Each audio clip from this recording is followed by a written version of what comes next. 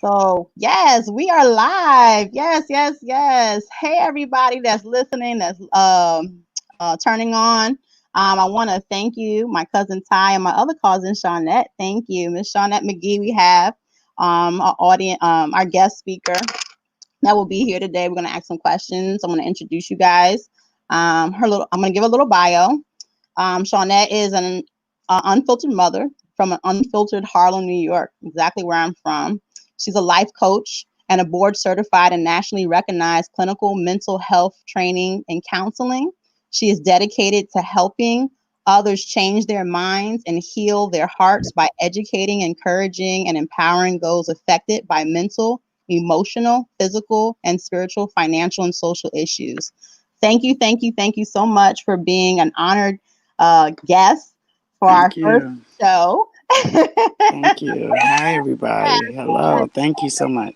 Yes, and I just also want to say thank you, definitely, my cousin Ty, for Aw. doing this journey with me. I definitely feel if I could ask anybody, it would be you. We talk about this all the time. I wanted to do this podcast, and I wanted you to take this journey with me, just because I felt like it's needed. You have anything to say before we get rolling? No, I mean, I just want to thank you for including me on this journey. I like to run my mouth. That's what I do. So it works. And again, I'm very grateful for this opportunity that we have to do this together and just go unfiltered. So let's do it. Yeah, yeah. So first off, the name of this segment is like 2020, the new norm in you, and what the hell is really going on. And it's interesting because so many things have happened, and it's only May the 31st, and it feels like it's already the end of the year. I actually had to write it down how many different things have taken place so far, just to kind of keep track, and then definitely interject if I forget anything. Okay. First off, in the beginning of the year, we had earthquakes in PR almost every day. There was earthquakes. There was earthquakes so big that it was off the coast of Jamaica, if I'm not mistaken, and it shook Miami. That's how big that was. I remember that one. Wildfires that were burning in Australia. The president almost started World War III. Possibly it could happen any day, but we don't even want to go there at the moment. We have killer hornets. Not hornets, excuse me, wasps. Excuse me. How can I make a mistake on that one? Kobe's death was a big one. Yeah. That definitely changed the game. Um, Mhm. Coronavirus. And definitely want to take a minute to talk about that because it's still prevalent. It's still going on. Of course, we have other things that are just happening right now. I labeled it, and I told you ahead of time, I labeled it a world protest. Um, because Tokyo at this moment, Toronto, Berlin, and London are also participating in what's going on. Before I talk about that, just to talk about the corona real quick, I definitely want to say my heart goes out to the families and friends and associates or anybody that's being affected, even if they haven't came across it personally. It could be impacting them financially, Right. socially. It's just something that we never ever in our wildest dreams could have imagined that a pandemic would help affect us, this way. But jumping into what's currently happening at this moment, um, almost all the cities in the United States are protesting. Um, and then you also have the Amish. Thank you, Amish people. Thank you. Love the Amish. Give a shout out to the Amish, the Native Thank, Americans. thank you, everyone. Thank you. Seriously. With that being said, how ironic that today, about 40 some, years plus ago, actually more than 40 years, but definitely a long time back, in 1921, May the 31st, in Greenwood, Oklahoma, also known as the Black Wall Street, um, they burned it down today. Today would mark the anniversary when they burned it down to the ground. And I wanted to ask you, Shauna, if I may, I've been hearing a lot of people that I've actually met, people that I know of, say that they're inconvenienced. You hear like the protesters or they're on the highway, they're doing this, they're messing up with shops and just inconveniencing my life. I actually, Ty, and I told you I was going to surprise you. Oh, boy. I had a conversation with somebody, no names included, Oh, boy. and and with that being said, they said to me that, you know, we're already stuck in the house because of the COVID. You know, Right. our kids have to suffer. They don't have a summer. What's going on here? But now we got to sit in the house because of this. How inconveniencing. Oh God, couldn't they choose another day? And immediately, Ty and Shawnette, I just wanted to snap off. Like, oh, I'm sorry. Did this happen on your messed up, you know, on your turn up day or something like that? You was gonna go out and celebrate and then just inconvenience you, or I'm so sorry this happened. I wonder how all the African American families of the United States feel when these things happen. You know, you're inconvenienced for 1 or 2 days, but this is going on a whole lifetime. Shawnette, how do you deal with not snapping off on somebody? What do you say to somebody that says that they're inconvenienced? Are you inconvenienced? You know, what is the proper terminology? How do you address that? You know. Thank you so much. Thank you so much for the introduction and for allowing me to be here. Thank you both so much. I love, love, love having conversations like these. I think they are more than important, and I'm glad to be a part of it. What do I say? How do you feel about the truth is the truth that nobody may want to admit, but the truth is that we are all inconvenienced. We are inconvenienced. When we talk about our mental well being, our emotional health, our social abilities, our finances, all of these aspects of our lives are being impacted by some way, whether it's coronavirus. Some people would say with coronavirus, I'm not impacted. My job, I'm still working, I'm still hustling, I'm still grinding, it's still happening for me. But in fact, they are impacted when they try to buy toilet paper. Yet they are impacted when maybe the gardener can't get, to where they need to go because for whatever reason. But we all are impacted, and that may come across to someone in words as inconvenient. And I don't beat them up over saying that because I can understand that it is an inconvenience. It's an inconvenience for people who have been wrongfully arrested. It's an inconvenience for people who have to take off from work to sit on a jury duty for someone who's been wrongly arrested, right? That's inconvenient. It's inconvenient when your child gets sick and you've got to go to work and you don't have child care, or maybe the school won't let you bring them. They've got a fever, they're vomiting, they've got diarrhea. You can't bring them to school, but it's an inconvenience. Your child being sick is an inconvenience, yes. Yes, it is. And so, with what is going on in the world right now, with people crying out that they are sick and tired of police brutality on unarmed citizens. So we're not saying black, white, we're saying police brutality on unarmed citizens. People are tired of that. People are tired of seeing people treated unfairly. People are tired of there not being the equality that there should be in terms of being a human being. We're talking human rights. And people were tired when we saw human rights being violated in other countries. We protested here. We marched. Some of us went over to other countries and took part in those protests. Some of those protests became violent. Some of those had become riots and outright street wars. Many of them had. And you know what? Somebody was inconvenienced. And so I allow them to be inconvenienced. I allow them to express what this feels like to them. Some of us can say I'm angry. Some of us can say I'm sick and tired of being sick and tired and enough is enough. Some of us can say I don't see what the big problem is if you just do what you need to do. Right? Some of us can say what it is that we're experiencing based on what we feel, based on how we cope, how we express ourselves, and how we deal with what is going on. And so I say, let's give them that. Let's let them express their selves the same way that we should be able to express ourselves. We have a platform today And again, I thank you for welcoming me here. But we have a platform today where that's exactly what we're doing. We are talking about the things that might be inconveniencing us, and we're able to express them in a free and open way. And so I welcome that. Well, you definitely kind of put me in my place because No, no, no. It well, wasn't. no, here's the thing, and and I love you to death, Sean. That the thing for me is, I guess at that moment I was so bothered because I felt like, oh, I have things to do. I'm trying to go places. I'm trying to go to the beach, and you blocking 995, and and you got these things happening here. But when you put it through that perspective, like, okay, we're all inconvenienced, and just kind of letting that individual just vent, I suppose.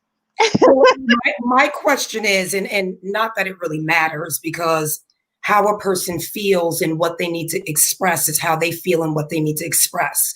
But when you were speaking to this specific individual, no names, what did they feel inconvenienced about? Was it the protest that's going on now, or is it because of the coronavirus? Well, the exact words were, I have places to go. I feel so bad that the kids kind of missed out on school and events and these things because of the coronavirus. So we're inconvenienced from that.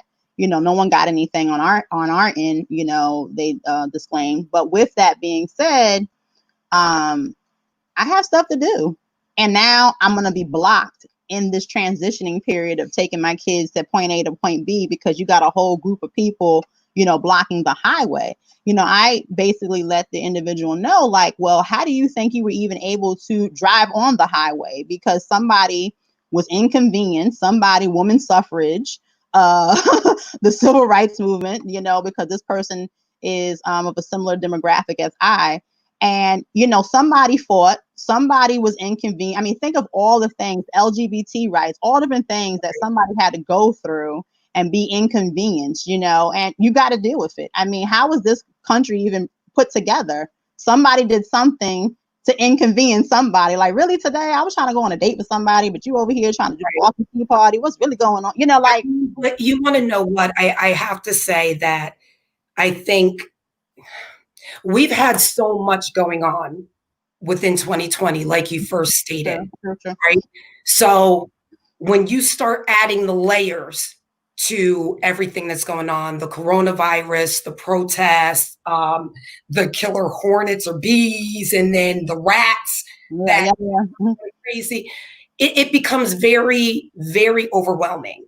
I'm going to speak for myself. I am a person who is used to moving at a very fast pace. You and I talked about this. Gotta go. I want this. I want it now. I want to go here. I want to talk to this person. I'm making moves. And then all of a sudden, one day, life stopped. I got nervous. I got scared. Was I inconvenienced? Am I inconvenienced? Absolutely. Is my mental health affected somewhat? Absolutely. I am a person that likes human engagement, that touch. I can't do that. I can't go, but I'm scared. I want to go out just to be like, when I'm laughing and, you put your hand on someone, again, we're scared. And we need to be able to have this platform to say, so what? You're allowed to express your inconvenience. You're allowed to be scared. And nobody should be able to judge us for that, because how you feel is how you feel. And how I feel is how I feel. We don't know what goes on in people's households, right? Let me ask you both of you guys this question, if I may. So here you have a person, they're expressing their feelings. What I've noticed is, especially in some different demographics, the comment will be presented as, for instance, and I don't know if you, because I'm in Orlando, Florida, we got a mass text, so like an Amber Alert went off, and it says that the curfew was implemented in Orange County, Florida, from 10 p.m. to 5 a.m. So, everybody stay in their house because of public safety issue. I also looked on a forum on a Facebook page, and it said that they're shutting down all the Walmarts early. And when I tell you, people went off. But with that being said, do you guys feel, Shawnette and Ty, do you guys feel that when you have somebody who is inconvenienced, I understand and validate what you guys are saying and what other people are saying, but there's certain people who are just like, you know what, there's nothing happening anyway. Just get over it. This is not slavery. There's one bad apple. One person hurt this guy. He's put his knee on someone's throat. Okay, we need to get rid of him. Let's move on. Can you open the Walmart back up? You know, it's because of you guys and the things that are going on. I mean, do you feel that when you use that terminology of inconvenience, that certain demographics use it very loosely? That's for me. That's a hard question. For that specific question, I right now I don't look at the actual demographic. And because I guess of all the different things I've done, if someone says they're inconvenienced because they can't go somewhere, I don't know if they're inconvenienced because they need to get out the house because they're being abused. They need to get out the house because they feel as if they're about to attempt to take their life. So I don't feel any type of way about that. Again, everyone holds their own. If I say I'm inconvenienced, I don't care how you feel about how I feel. I'm not asking you. I'm telling you what's going on here, right? We can be inconvenienced. We can feel however we want. Life is life, and we have to move through it accordingly. And like this platform, and again, thank you, Shawnette, for being here, having those resources to be able to provide people that do feel their inconvenience and their mental health issues are at risk, or their life is at risk. Their kid's life is at risk. So while we judge others, we don't know what's going on in their home. Now, do we have those folks that are inconvenienced because they wanted to go out shopping at Gucci or whatever, or go buy a new TV and that was your inconvenience? Yeah, that happens. Again, it is what it is. Okay. Shawnette, in regards to teaching and educating, there's a lot of people out there. You may run into them, you may work with them in the past, but there's a lot of people who just don't even know, well, why are you even out here protesting to begin with? I mean, like I said, this is a one-off. You have those bad apples in the police department. There's no perfect scenario, but the whole world per se is like, how do you teach the youth? How do you, and if you're talking about the youth specifically, how would you teach the youth, but then combat what their parents may be saying or what social media, like how do we engage them to let them know, like, hey, these are the facts, this is what's going on, this is the reality, this is your new norm, you know, sorry if you happen to be inconvenienced, you know, what do we do? What do we say to our youth? The important thing that we do is we allow people to express themselves. And so when you spoke with that individual and what you did for them was you allowed them to express what they were feeling, and they expressed being inconvenienced, and they expressed what they were inconvenienced about. And at the same time, hopefully you had an opportunity and a mutually respectful relationship that you had the opportunity to express yourself, to express what you felt, whether or not you felt an inconvenience. And when we think about talking to our children, talking to people in general, educating them, that is the thing. We have to have a communication. We have to have a dialogue where we're providing them with information that they may not have had. And so when someone says to you, I'm inconvenienced, and this is why, that may be a new idea for you. That may not be something you've considered previously, that someone would be affected, as you talked about with Walmart closing down.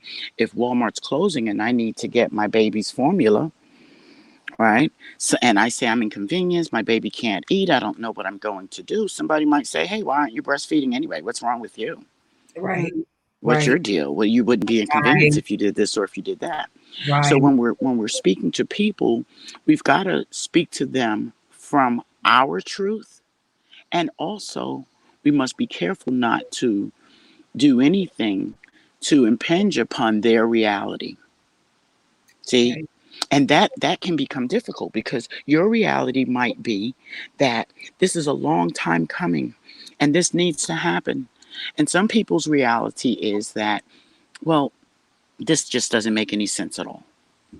That's their reality. And so when we're teaching youth, when we're talking to children, when we're talking to anybody of any age, the thing that we have to do is have that communication, have the opportunity to provide information, educate.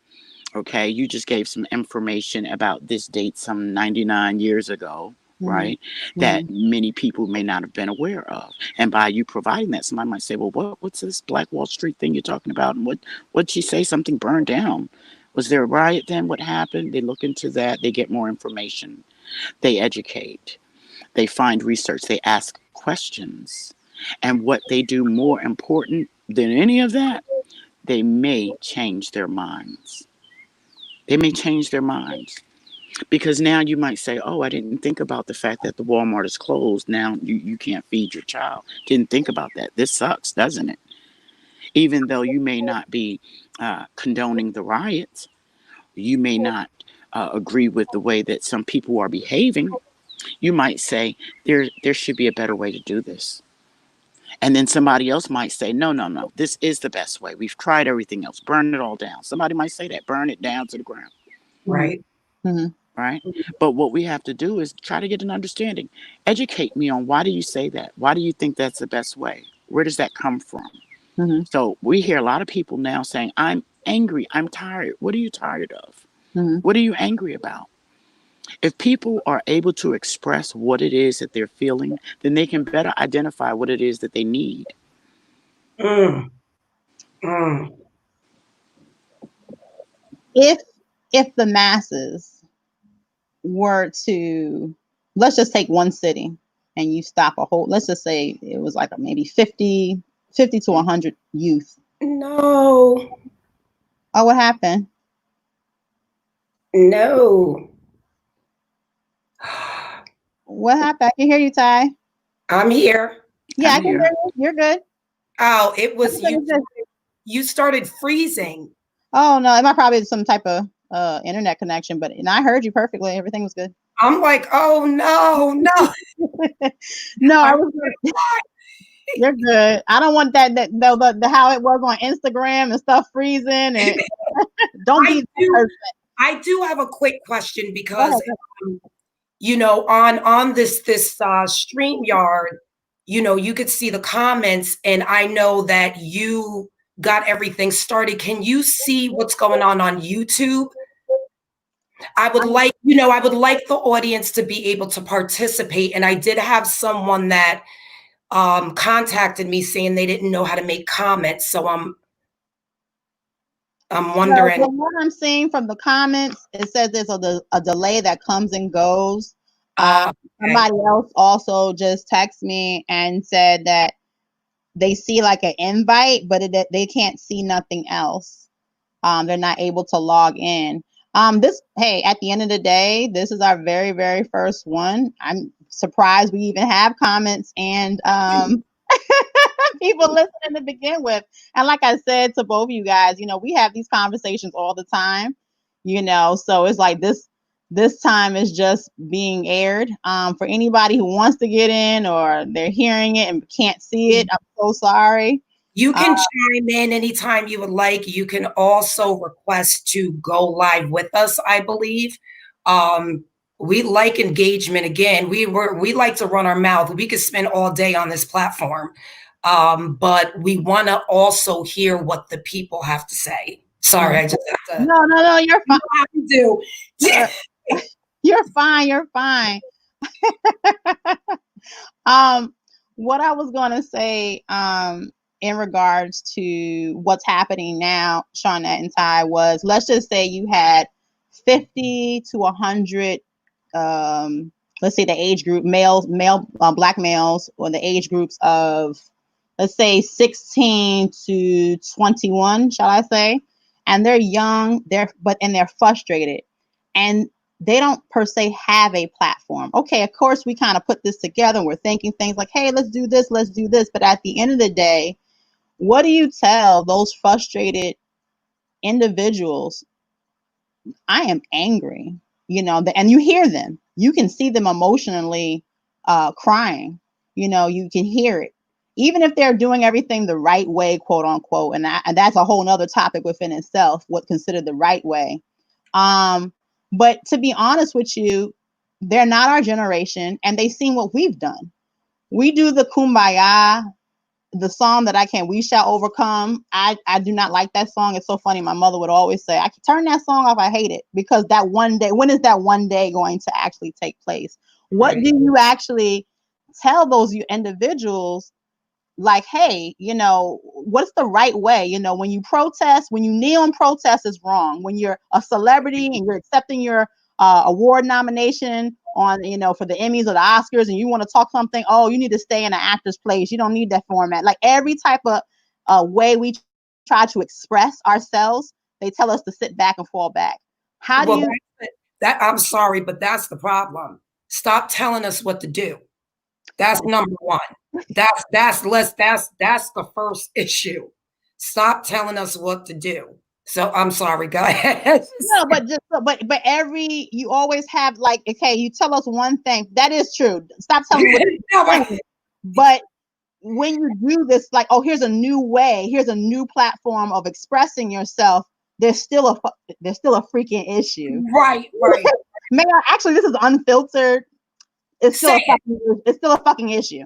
So at the end of the day, it's kind of like, which way do you want me to be? I'm like a robot, I feel. What would you do?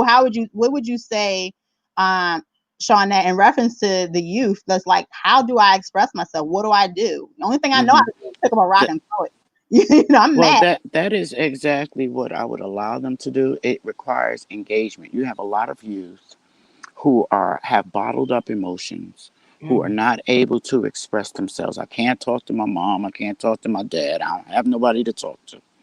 And so a lot of times they'll turn to their peers and they'll try to get answers from people who are not able to provide them with answers. And sometimes those people that they turn to are their parents. And sometimes those people are their educators. And sometimes those people are the law enforcement. Right. And sometimes they'll go and they'll find that nobody seems to have the answer. Yes, our generations before us, they did this, they did that. They tried to protest. They tried voting. They tried rioting. They tried building their own. And as you said, they were burned down. They tried this and they tried that. And what do they do now? I think it's still important to allow those kids to express that I am hurt, and then to ask them, what are you hurt about? Right. And then ask them further, what is it that you need? And then when you can understand what they need, then you ask them, then what can we do to get your needs met? Well, how do you go about the situation when, and this is even outside of the youth, when folks in general don't know what their needs are? That is, I would say, the same thing for youth, for any and all ages. People need to be able to express themselves, right? And if I say to you, I'm mad, and you say to me, well, what are you mad about? Maybe I'm not able to articulate that. Maybe I've never had an opportunity to express emotion. Maybe I don't know how to navigate my emotion. You tell me to calm down. I don't know how to de-escalate. I don't know how to cope with this feeling. But then you say to them, well, what are some of the thoughts that you're having? I feel like this is, and then they'll start talking to you. Right. Or you're mad. Well, what is it making? Is it making you feel something physically? Or you, yeah, my head is hurting. I'm so mad. My teeth are clenching. I'm so, get an understanding. Kind of, you might have to, like, it's pulling teeth if it's someone who's not used to expressing their emotion. But that's what we want to do. We want to have a dialogue. Then you can hear, what are you crying about?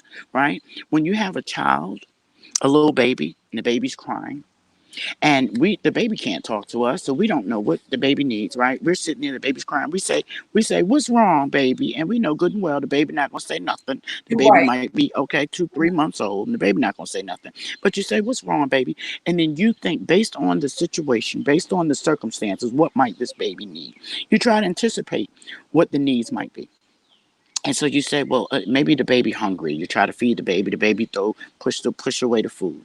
You say, well, maybe the baby's wet. You check and you see, and so you do this same type of checking to see with individuals, no matter what age they are. If they're not able to say to you and express that I'm angry because of this right here and because of that right there, and it's making me feel like this, and this is what I need, and this is how I think. If they're not able to say that, then I encourage all of us to be the bridge to create a way for dialogue to happen.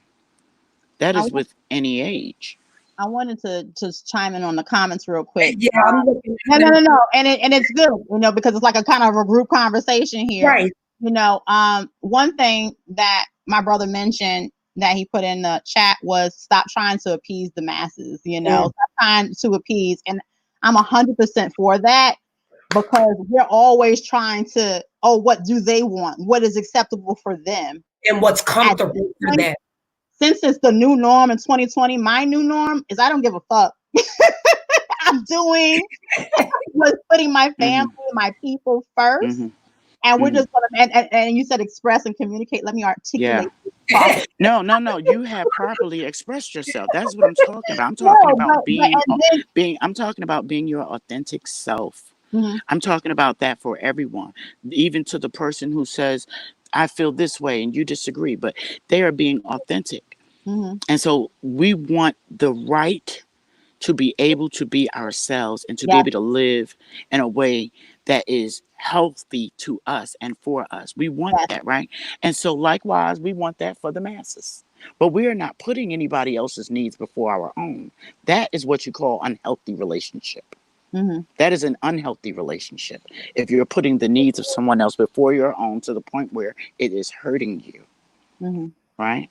But what we can do is we can find balance in our lives. And it's important that we do that for ourselves. Because I always say to people, at the end of your life, when you're laying in that box with your arms crossed, that's you laying in that box. And everybody else, after they finish mourning and grieving, they're going to walk away and finish living their lives. So it is important that you live your truth today, tomorrow, and express yourself in the way that you know how. Choose your words not wisely, but choose your words in a way that they satisfy what you need. It's interesting. Thank you for that, Shawnette. Ty, what you had said is, so now you have, a lot of the fires and the buildings and destruction. It's like, okay, well, wait a second. They found out. I actually was shocked because there were some governors who actually put it on air like, hey, there are some white militia groups and there's police officers that are actually breaking the buildings and damaging, property and these things. But something that you mentioned, Ty, was like, okay, now that it's burnt down, regardless if it was right, wrong, or whatever, let's rebuild, but rebuild Black. Yes. And I'm like, woo! Everybody that is listening right now, even if you can't listen at the moment, so you got to chime in later, is if your credit ain't where it needs to be, get that credit where it needs to be. Let's invest into our own. Let's rebuild and let's see what we can do. Something that Cash had put in the comments, he was basically like, what does perfect look like? Then somebody else was mentioning, well, actual equality. Well, at the end of the day, being able to be self-sufficient is so needed at this time. What's the new norm? The new norm is to be able to be self-sufficient, to be able to rely on our own. And it's so funny, this whole COVID thing had me planting vegetables and my backyard. And now, mind you, there's trial and error. My grapes are growing, but my cucumbers is a wash. But at the end of the day, doing something that you normally wouldn't do, and just learning, picking up a book and seeing how. My brother had this thing. He says, arm yourself. Arm yourself. And here's the kicker, though, in reference to the arming yourself. Don't arm yourself and just like, okay, I got a gun. Oh, it looks so cool. And, you posing on Facebook, gang, and doing this stuff. No, actually train. Actually get out there and train and know. And not be saying because you're going to go out there and just do something crazy. No. For protection of yourself. Let's police our own selves. You have Zimmerman and all different types of bounty hunters out there thinking that they're police officers. Well, I'm going to go protect my community. No, let me protect my community because it's my community too. This is our America. So with saying that, I thought it was a definitely important thing that my brother mentioned, being able to be trained. I think Killer Mike mentioned it too. There's a lot of people now that are stepping up. I don't know if you also heard it, Shawnette, and they're mentioning about how to be able to just learn how to fight, learn the law. I don't know how many times things have been prevented if you knew the law. You know when to talk, when not to talk. I mean, my God. To say, who to say it to, who not to say it to. And our youth, a lot of us are parents, mothers unfiltered. We have kids, and if for the fathers that are listening, if the kids know how to do the TikTok and the savage dance, and they're going around the house and doing all this other extra stuff, I feel that the kids need to also know the law. But we as parents, we need to make sure that happens. And you and I, Kia, had a conversation earlier today about what we're not giving to our kids, right? We lost passing over our culture, our heritage, everything. We have elders. Our elders are dropping off. They are our gatekeepers. They have the information that we need to be able to carry on our bloodlines. And we have failed and are still failing at that. And I don't think because we want to, it's because things were put in place to make sure we stop that knowledge. The TikTok, the PlayStation, the Xbox, the exact everything. You throw, it's like, something shiny. And then you forget where you came from. Girl, you know how it is. Mm-hmm. Mm-hmm. The information that our grandparents have, that gave to our parents, that they should have been given to us so we could pass it to our kids, so our kids can pass it to their kids, we are losing. Mm-hmm. And I think this also contributes to why we're still having issues as far as coming together. Yes. For our Black and brown people, because our youth don't know how important it is. Mm-hmm. Some of our youth don't understand fully what racism is. Yes. They don't see it. Even though they may experience it, they don't see it until it's really blatant and there's no way to turn back from it. Have you now, Shawnette, and it's so funny, when you say, have you had the talk? And it's like, we're not talking about sex, we're talking about educating your kids about the racism, police officers, how to maintain and these things. Have you had to, because you have, kids of your own, have you had to have that talk with them, the uncomfortable truth, like, what? Now, I know your peers may go about their business and live their life and like, hey, life is great. I've got my little, soy latte I'm drinking, but you are different. You're a different shade, and you're going to have to hold yourself in a different manner and make sure if you get pulled over by the cops, put them hands on the dashboard and do it like this. I know I have a son, an adult son. I know you do too, Ty. And you hear about it, but I never thought I had to have, I guess, that conversation. And then all of a sudden I'm having that conversation.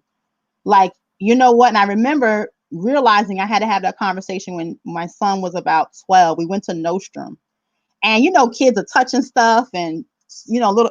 And when I'm telling he's being like tailed, he's not paying attention. He's just kind of whimsical doing this thing. But ever since then, I'm constantly on it. Don't have your hands in your pocket. Take your hoodie off. And he's like, oh, I know, Mom. But have you had to have those conversations with your daughters, and how hard was it for you to? Not hard at all. I'll tell you, I have been educating my children since they were conceived, right? Okay. I've been educating them, and that's the responsibility of us parents, and not all parents even have the knowledge in which to teach their Thank children. you. Yeah. And not all parents are able to model to their children what this looks like or what that looks like. Mhm. But I grew up in a time where there were protests everywhere. There were protests about the Vietnam War. There were protests about inequality with women. There were protests about race, right? Inequalities with black people and people of color. There were protests about economic class, and there were just protests all over the place. And I came to a place, I'm sorry if you hear helicopters overway, No, you're but we fine. know we're in a time when You're the fine. It's National okay. Guard has been I deployed. didn't know she's in And Atlanta. so we are definitely all going through it all over. Mhm. But I came up in a time where there were protests, where there was much civil unrest, and there was much to be taught about. And I came up in a place in Harlem, New York, where there was Marcus Garvey, and Mhm. there was Malcolm X, and there were many the Israelites of God, and the real Hebrews, and the Five Percenters, and the Nation of Islam, and Each One Teach One, and the Black Panthers, and I could go on and on. Yeah. But I grew up in that time where education was important. We walked down the street and there were vendors selling books, Yeah. not selling shoes or pocketbooks or jewelry, but Yep. books. They were Yep. selling books, and they were educating us. And there were men and women standing on street corners, on boxes, speaking in megaphones and teaching the youth as you walked past. So there wasn't much that I had to wait for in terms of being educated about what was going on in my reality, in my neighborhood, in my environment. Even if my mother, who did indeed teach me the differences between blacks and whites in this country and the treatment that each group received. Even though she had taught me, I was still exposed on the outside. There were elders, as you spoke about, you know, that taught me. There were older teachers. There were people in the church. There were the neighborhood dope fiend. The neighborhood dope fiend, y'all, Don't think it would teach you a lot. stand. Okay, y'all better listen and learn you something. Okay. And so I had the opportunity, and I had many people in my life who provided influence in one way or another. And so we talk about the technology and what the advent of the internet has done, how it has furthered us as a people, and how it might have held us back uh, as a people. But we recognize that it's still our responsibility to educate our children. So yes, Yeah. I've talked to my children about the talk, and talking. Right, I've talked to them about being who they are. I talked to them about that. I remember, Kia, you shared that you're in Florida. I remembered I had taken my children to the wonderful world, the happiest place on earth. And we were walking across a bridge at the resort that we were staying at. And I noticed that I was following my children. They were walking in front of me. I'm walking behind them. And I noticed that at least twice we had come off of the sidewalk. And I caught up with them after the second time. I'm following them, and they step off the sidewalk and they step back on after a while.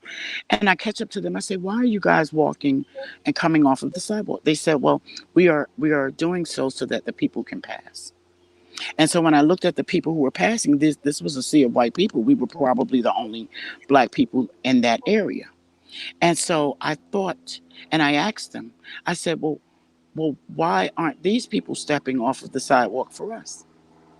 I don't mind being courteous and kind, but I wanted to know from them whether or not they felt it was their responsibility to step off of the sidewalk, or if they were doing so in their kindness. Right. And I asked that question. And I think my oldest daughter didn't even realize that she was doing it. Wow. See? It's so interesting you mentioned that, because one thing that you said, start early. And I think that's so key. Sooner they come out the womb, you're teaching and you're educating. And, all three of us are from New York, even though we live in different parts of the United States now. But with that being seen, I know that I was exposed to those street vendors and I remember wanting to hang out on the block and chill when I was a little kid. And my mom's like, nah, you're picking up a book. I remember my mom made me read a Sister Soldier book. I had to be maybe about 13. And everybody else is hanging outside or whatever, but I had to pick up this autobiography about Sister Soldier, and I'm just like, oh, initially. But when I appreciate it now. And like I said, we didn't have the TikToks and all the other little things going on, but at the same time, giving me that information. My hangout was the city library, when I was growing up as a kid. Now, of course, when you become a teenager, you want to find yourself and do your own thing. You're exposed to more, but something has happened. And I don't think it is social media per se, but something has happened because I want to say all three of us are well-rounded and informed, where the generation after us is like, well, you didn't know that? Oh, you don't know who Marcus Garvey is. And it's like, I know I taught you that. I know I did. I was there when I gave you the book. And I was there. Well, how don't you know? And it's not even that. I also find it myself that, it's funny. My son will come to me. He's like, Mom, some of these kids are ignorant, because he can't even have a conversation with them, But at the end of the day, something has happened where we've lost the youth. I mean, we've lost the youth. We've lost our generation. We've lost, it's not, I'm not even sure if we ever had the youth on that level, to be honest with you. And of course, it's not for everyone, because you do have parents that do educate their kids. I mean, really educate their kids. But again, I don't know if we ever fully had them to lose them. There's just a couple of comments. I don't know if you want to read them. Well, yeah. One comment that was really interesting was Cash ended up saying, would demonstrations be at this level if we still had sports and concerts and nightclubs and all other distractions? What do you think, Shawnette? I think that's a really good question. And I think that, I think it's a good question because it brings to mind the fact that we've been seemingly distracted by a lot of different things. Before COVID, we were distracted by some other things. Several people said, whatever happened to those elections we were getting ready for? Are we still doing that thing? No, I'm sorry. But I mean, I'm not finished mourning for Kobe, and then you turn around and telling me about some locusts are going on and some, right? And you're telling me that this is happening and that is happening and all these different distractions, and I don't even know. A lot of people are like, I don't know what I'm supposed to be focused on, and so that I'm glad you brought that up about whether or not the protests would be as great or to the level, because I think that people are still tired. But I think that what has fueled is emotions, has fueled the movement to turn it into the moment that we see today. Because yes, people are tired, but some people are, I'm just ready to get out the house. And some people are also, I've been needing a big screen TV anyway. And now that I've not been working because it is COVID, I couldn't afford it. But now I can run up in this Target and get me one. Right? So really what's happened is there are emotions piled on emotions piled on emotions. There is anger, there is hurt, there is sadness. For some people, there is guilt, shame. For some people, some people have murderous intentions right now. Right? But also some people are suicidal right now. So yes, I think that all of what's going on and the fact that people can't get outside and that they can't continue to provide for their families, or that maybe their mortgage company or their landlord didn't care about any freeze and they are getting evicted today. What's today? The 1st? Today it's happening. Wow. Okay. It's funny she mentioned that, and just to let you know, and like I said, it's so much information going on, not even, and every state is different with their policies. So of course, during this whole coronavirus thing, a lot of evictions and foreclosure was on hold. But just speaking of evictions for people who are renting, You know, everybody's like, okay, whew, I got a couple of months to buy some time, and you know, my unemployment kick in. Florida was so backwards; they never got their unemployment, and then the governor ended up shutting the whole thing down with evictions. So as of now, the evictions are going through, and you think about it. Oh my God! I turn on the TV and I see you're looting, and I see that you took a big screen TV. It's typical. You know, you don't really want no justice for anybody, but how the hell do you know that person didn't go take that TV to go sell it somewhere so he could get some money so he could save his apartment to make sure that his kids are not on the street or provide food or whatever the case may be? You don't know that person's story. So it's just so crazy how all this stuff is so intertwined. You know, there's so many layers to this piece of onion, and we're over here just sitting here. I mean, when I tell you the comments are just ridiculous, but it's just very, very interesting how you see it and we're already judging in reference to the looting. I mean, I don't know if you guys watched on any news networks. It was the CNNs and the MSNBCs and showing California, and the riots were already going up to Beverly Hills, and they show people going into the Louis Vuitton stores and the Burberry, so all these little high fashion boutiques or whatever, and they're just grabbing bags and everything. Like, how do you truly know what that person's doing? How do you know they're not going to try to sell it? Because I know growing up when I was little, I know about selling some food stamps. Now I'm not on it at the moment, but I know what the game. When you hungry, you got to do. You know, and I'm not thinking about. I don't care how you feel, what you think about me when I gotta feed my children or when I'm trying to take care of my elderly, you know, grandparents, so forth and so on. You know, I always used to tell people when the recession hit many years ago, the recession ain't never hit me because I know how to survive. I'm a survivor. Right. You know, I know how to take from nothing and build from that. But with that being said, it's like you don't know these people's stories, and it's so interesting when you say, you know, just hearing people's voices and what they have to say. But if I had that one message just to put out there, I think now, because of the temperament that we're in, we have to do for self. But also, when did materialistic stuff become more valuable than human life? People have lost their life. Now, I'm not saying that I condone looting. I'm not saying that I don't. Mm-hmm. I'm not in their shoes. I'm fortunate enough to not have to go that route. So again, I don't want to try to judge, but people lost their life. A man, George Floyd, sleep in peace, King, lost his life.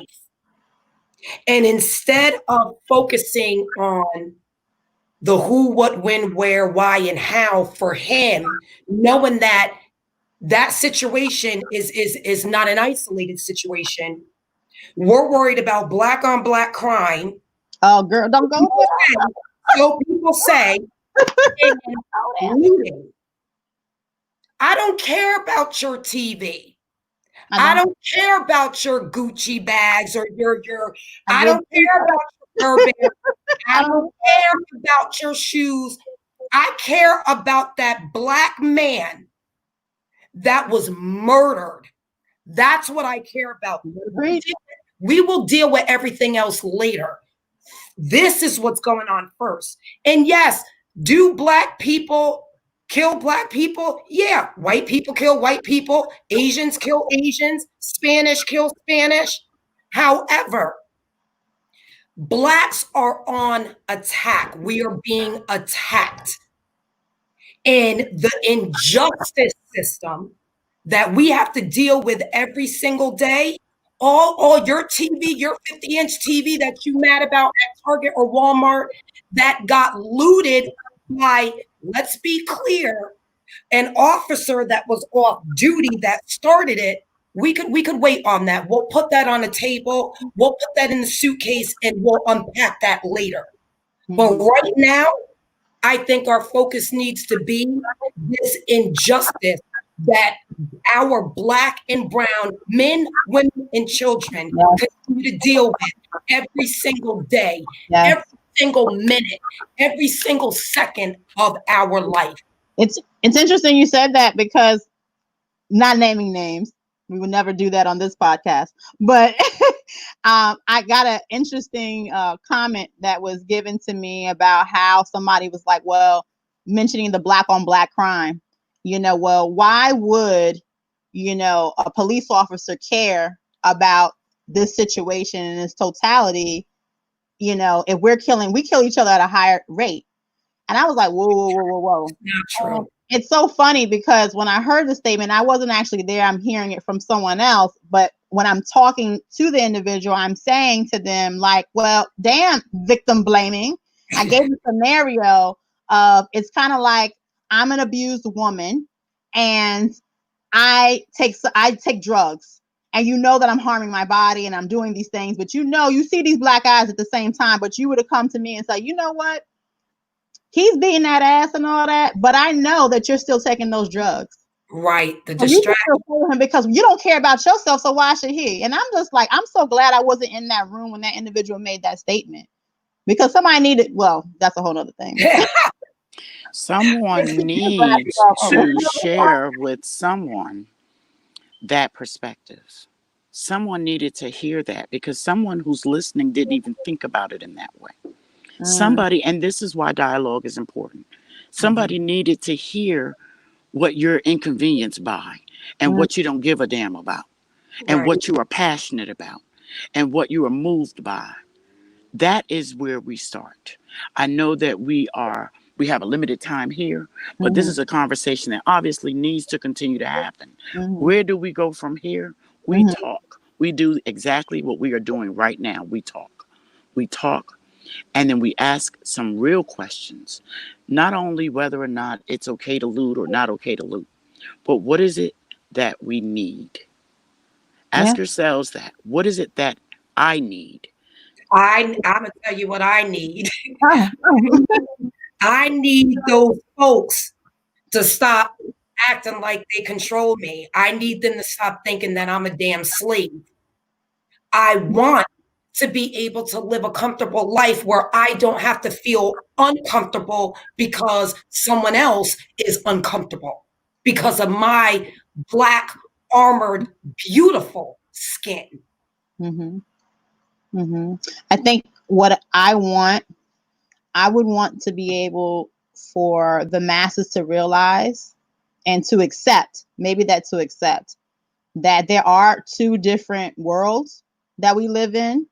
And until you are able to tear this whole shit up and let's divvy it out evenly the way it should be, right, we're gonna be on that ass. And I'm not talking about per se protesting every day and riots every day, but meaning that we're gonna always be doing something to put fire to that ass. Because here's the thing, we as Black people, we buy so much, we consume so much, we always spending that dollar with get that hotness. We control this. And I noticed that when the money starts shaking, when people are interrupted, inconvenienced, stores are broken in and looted in, that's when people start moving and start doing things. We have more power than what we know. And I think that even if I was to able to teach one person, maybe that one person can help somebody else and go from there. But at the end of the day, I feel that the momentum needs to continue regardless in all aspects, buying Black, owning Black, doing everything that we need to do so that we can empower ourselves, teaching, educating. Hey, if you don't know somebody who needs to learn how to shoot and this, that, and the third, I know people, and these are licensed, trained people who are professionals, not some, guy on the street, but just knowing how to eat right, to do everything that you need to do. Going out and voting is so important as well. I ain't talking about the presidential. Everybody, oh, who you voting for? No, I'm talking about the local, your administrators, your judges, because these are the people that are holding the key. Yeah, and this is what Charles said. Talk, but you also must talk to the politicians, find out their agendas and vote them out. If those agendas don't match yours, form your own security network that we should be able to do. Because we do have different platforms that we can build off of. but then how much talking can you really do? You have to make, it's the action. Absolutely. We Absolutely. have You have to take action. right. It's exactly. I'm tired of talking. Talking, let me Yesterday I say went to the this. Capitol. Jennifer ain't singing no more. I'm tired of talking. Not singing no let more. me let me say Um, this. For those of you who are tired of talking, you're not alone, Ty. For those of you who are tired of talking, understand that that is only the start, where there has been no communication, where there has been no dialogue.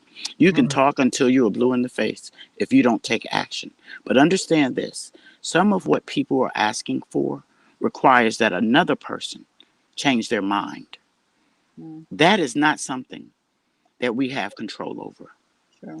We should build up. We should train. We should educate. We should change ourselves. That we can do. That's what we must do. So right, talking is just the start of it. right. It's Yeah. just the start. Yeah. It's definitely just the start. Liz Carter about that dot. While we've been distracted, gerrymandering continues to diminish our votes. It's not as simple as voting out the politicians. We are all the way back to fighting for our vote. I want to say something about voting, and I want to say something. I think it was mentioned a little bit earlier, where the question was posed about educating our children and having the talk and teaching them what to do. People say, "Well, I've taught my child to not look a white man in the eye. I've taught my child to say yes, sir, and no, sir. I've taught them to take on a demure demeanor, and I've taught them to be non-threatening." And I've taught them to fight for their rights and be willing to die. And I've taught them that don't let anybody take away your dignity and your rights, and et cetera, et cetera, et cetera. But again, we can teach them. We can tell them to learn the law, and we can teach them the law letter for letter. We can read to them nightly the Constitution.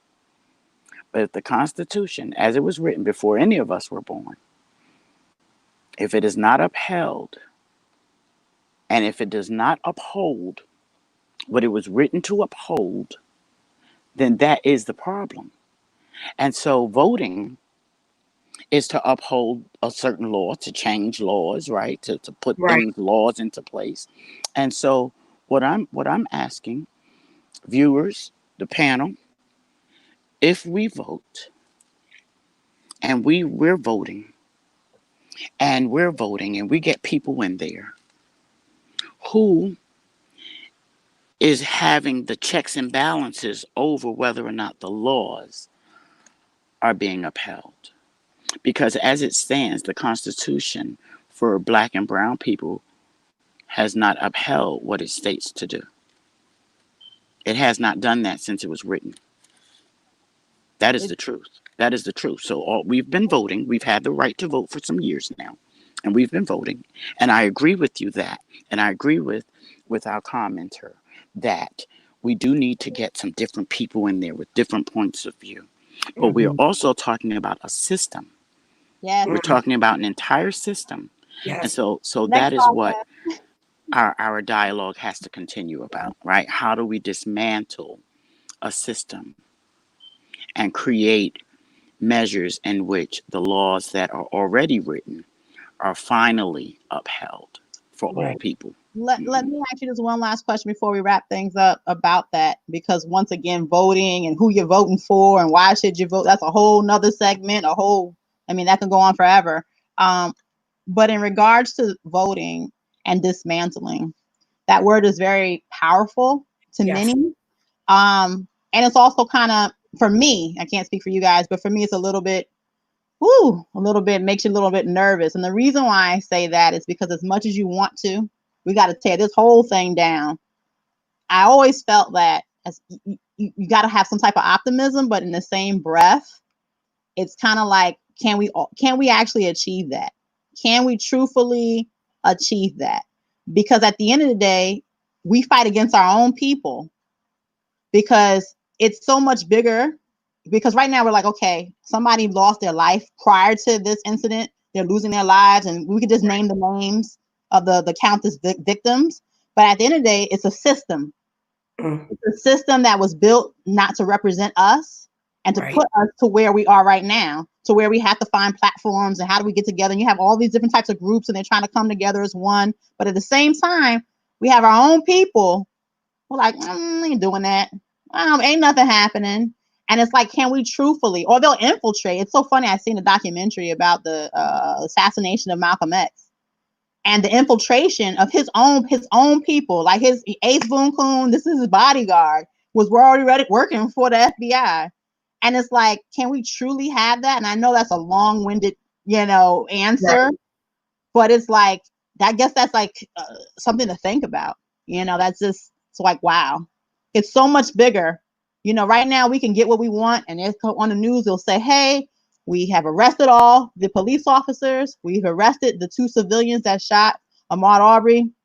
We could just go back, to all these victims, and we can arrest them, and they could get sentenced as well. But the system's still in play. Right. We know, and then we'll start forgetting about it, and then something else will happen, and it's a repetitive cycle.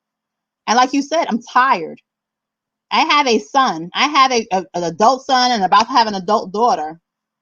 I'm tired. I've personally been affected by our judicial system.